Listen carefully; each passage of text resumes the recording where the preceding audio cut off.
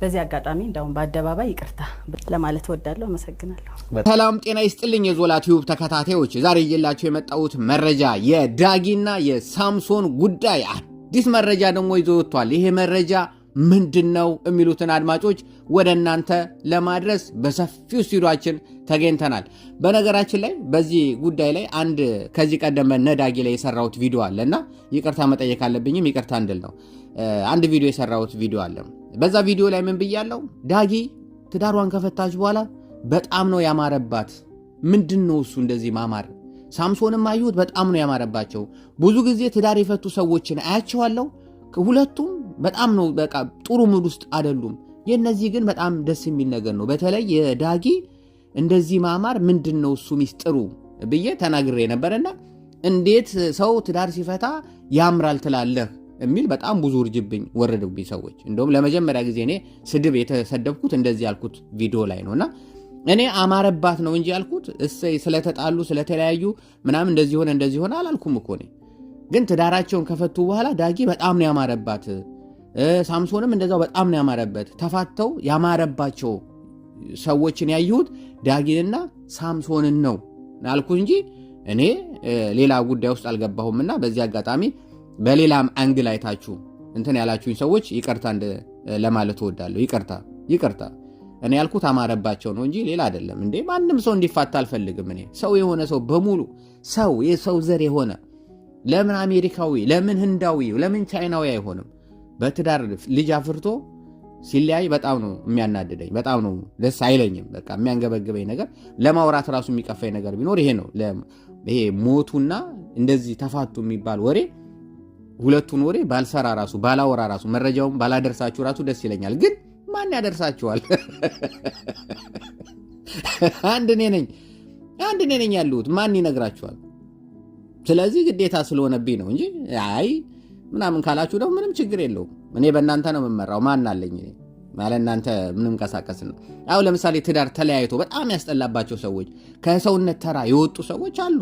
ሰሞኑን ጨጓራ በሽተኛ ያረጉኝ ጨጓራ የልጣው ሳምሪና የጂጂኪያ ልጅ ማለት ነው። በስመ አብ ሰው ትዳር ፈቶ ቆሌው ይገፈፋል። እንደዚህ አይነት ቆሌ መገፈፍ አይቻላል እንዴ?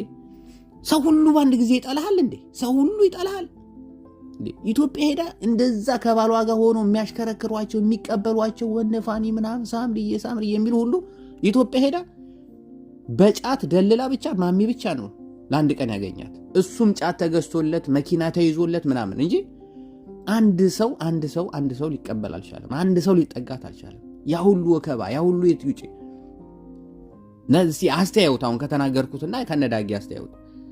በቃ ሚዲያ ላይ ወጣ የምታወራው ሁሉ የማይሆንላት ባሏ በአንድ ቀን ውስጥ ጌም ከቤታዩ ጋር ይጫወት ቲክቶክ ላይ ሲባል በአንድ ቀን ውስጥ ሄዶ ቤታዩ እሺ ብላ ከሷ ጋር ተጫወተ። ጂጂኪያ ስንት ዓመት ሙሉ ለፍልካ ከቤታዩ ጋር ጌም ባቴ ቤታዩ ጋር ጌም ብላ ሳምሪ አንድ ቀን ከቤታዩ ጋር ጌም ተጫውታም ሃይም ብላ ተዋውቀው ማቁ በሚገርም ሁኔታ ያ ሁሉ ነገር ተሰርቶለት ባሏ ግን ፋኒ ግን በአንድ ቀን ውስጥ አንዳንድ ጊዜ ቆሊያቸው ከምነምናምናቸው የሚገፈፉ ሰዎች አሉ። ቆሊያቸው ደግሞ የሚያምርባቸው ሰዎች አሉና በጣም እንደዛ ነው። ለማንኛውም በነ ሳምሪና በነ ፋኒ ጉዳይ የምንመለስበት ይሆናል። ያው እንደተናደርኩ ነው፣ አልበረደልኝም። እንደተናደርኩ ነው እመለሳለሁ። ዛሬ ግን ይዤ የመጣሁት የነዳጊና የነሳምሶን ጉዳይ ነው። የነዳጊ እንግዲህ በጣም ብዙ ነገር ተብሎለታል። ሁለቱም በእውነት ጨዋ ናቸው፣ ስርዓት ያላቸው ናቸው፣ የምናከብራቸው ናቸው፣ የምንወዳቸው ናቸው፣ ብዙ ነገር የተማርንባቸው ናቸው። ያ በፊልሙም ደረጃ በድራማ ደረጃ ሳምሶን በጣም ሲያዝናናንና ሲያስተምረን ቆይቷል። ዳጊ ደግሞ በዳንሱም በዘፈኑም በአይዶሉም በሁሉም ነገር ስታዝናናን በፌስቡኩም በኢንስታግራሙም በሁሉም ነገር ፈታ እያደረገችን አለን። ሁለቱም የምናከብራቸው ናቸው። በመጨረሻ ግን ያው ትዳር የነሱ ትዳር ብቻ ሳይሆን በአንድ ወር ውስጥ አዲስ አበባ ላይ ብቻ 2000 ትዳሮች ተፋተዋል የሚል ዜና በቅርብ ቀን አንብቤያለሁ። ይሄን አድርሻችኋለሁና የነሱ ብቻ ሳይሆን በአንድ ወር ውስጥ 1000 ሰዎች እየተፋቱ ያሉበት ሁኔታ ነው። ስለዚህ ትዳሩም ተፋቱ ማለት እነሱ የመጀመሪያዎች አይደሉም። ያው እኛ ስለምናቃቸው ፍለፊት ላይ ስለሆነ ስለምንወዳቸው ብዙ ነገሮችን ልናወራ እንችላለን፣ ብዙ ልንል እንችላለንና ያ ነው። በተለይ ሰዎች እንደኔ ልጅ አፍርተው ወልደው ባይለያዩ እላለሁ። ለምን ልጆች ናቸው መንጨረኝ ምንም ሆነ ምንም የሚጎዱት ጉዳቱ የሚያመዝነው ልጆች ላይ ነው። ከዚህ ቀደም በዳጊና በሳምሶን የተለቀቀውን ቪዲዮ አይተናል። ልጅቷ ተናዳ አባቷን እንዴት እንዳመነጫጨቀችና እንዴት ስትለው እንደነበረ ልጅ አባቷን ማለት ነውና ከባድ ነው ያ ለአባት ስሜት እንደ አባትነት ስሜት ወይ ደግሞ እናትን ብትሆን ቆማ ያንን ነገር መስማቷ አባቷን ከፍ ዝቅ ስታረግ ነገ እናቷን ከፍ ዝቅ ማታረግበት ምንም ምክንያት እንደሌለ ማወቅና መረዳት አለባት ብዬ አስባለሁና ከባድ ነው። እውነቱን ነው የምናወራው። እሺ እውነት ስናወራና ከባድ ነው። እንኳን ወላጅ አባት አይደለም የጎረቤት አባት የምናቃቸው አካባቢ አሁን ይሄ ጊዜው ክፉ ሆኖ ማን ነው ምንድነው የሚል መጣ እንጂ መንገደኛ ሁላ ነበር። እኛ የኔ ታላላቆች እኔ እንኳን በዛ እድሜ ገና እኔ 18 ዓመቴ ነው። ከ18 ዓመት በፊት የነበረው ታሪክ እንዴ እኛ ተቆነጠጠልል ነበር እኮ በደጉ ጊዜ አላፊው አግዳሚው ነው ማናቀው ሰው ነው አይደል? መጥፎ ነገር ስናደርግ አንተ ባለጌ ምናምን ብሎ የሚመታን ማን የመታው ልጅን ምናምን ይባል ነገር የለም። ምን አርገህ ነው እንደዚህ አርጌ ነው እንደዚህ አርገህ ነው አው ይበልህና ትደገማለህ ተብለን ቤት እንደገማለን። ደስ የሚል ቅጣት ነው ያ ቅጣት።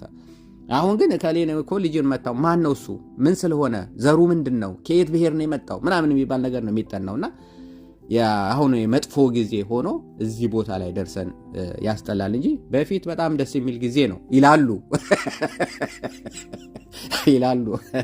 እኔ 18 ዓመቴ ነው ይላሉ ሲሉ ሰምቼ ነው።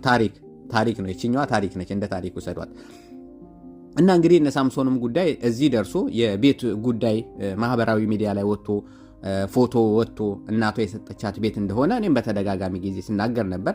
እናቴ የሰጠችኝ ቤትማ መሸጥ የለበትም ብላ እንግዲህ ጠበቃ ይዘው ወደ ፍርድ ቤት ጉዳዩ ሄዶ ተሸጦ እንዲካፈሉ ተወስኖባቸው ፍርድ ቤት ወስኖባቸው በስተመጨረሻ ግን ዳጊ ቤቱን እናቷ እንደገዛቻት ከትዳር በፊት እንደሆነ ቤቱ በስጦታ መልክ እንደተሰጣቸው ሁሉ ነገር በእናትየዋ እንደሆነና ስሙ ግን ለባለትዳሮቹ በስጦታ እንደተሰጠ ለፍርድ ቤት ካስረዳች በኋላ ፍርድ ቤት ይሄ ከትዳር በፊት ነው፣ በዛ ላይ ደግሞ ስጦታ ለልጅ የተሰጠ ስጦታ ነው፣ ለማንም መሆን የለበትም ለባለቤቱ ይሆናል ተብሎ ተወስኖላት ዳጊዬ በትላንትናው ዕለት በጣም ደስ ብሏት ደስታዋን ለሰፊው ህብረተሰብ ለኛ ለዋሆቹ ለሰፊው ህብረተሰብ አጋርታናለች።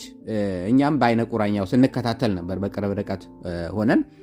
ያ ቤት ባይሸጥ አሪፍ ነው፣ ልጆች የተወለዱበት በዛ ላይ ደግሞ ቅርስ ሲተላለፍ አሪፍ ነው። አሁን ለምሳሌ ይሄ ቤት እናት ለዳጊ ሰጠች፣ ዳጊ ደግሞ ለልጆቹ አሰጣ ስታልፍ የዳጊ ልጆች ደግሞ ለልጆቻቸው እየሰጡ ሲያልፉ ደስ ይላል እንጂ ይሄ ቁርስርስ አድርጎ ይሄ ለከሌ ሲባል ብዙ ነገሮች ይጎላልና ደስ አይልም።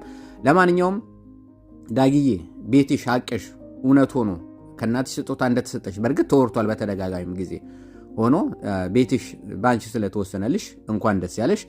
ሳምሶንም እንግዲህ እንኳን ደስ ያለ። ያው አንተ አብዛኛው ኑሮህን አሜሪካ እንደምትኖር ነው መረጃዎች እየደረሱን ያለው። ኢትዮጵያ ላይ ቤት ምን ያደርግልሃል?